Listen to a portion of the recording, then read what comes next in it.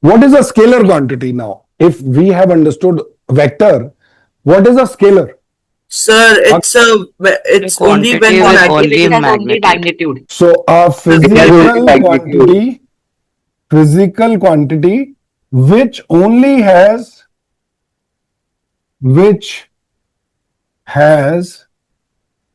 only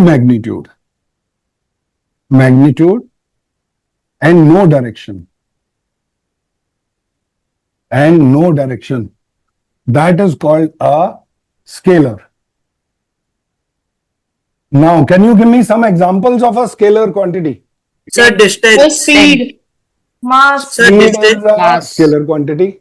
Sir, Distance is a scalar quantity. Mass. My mass is 80 kg. That Temperature, is also a scalar quantity. Any other example? time, temperature, time, Temperature, Sir, height.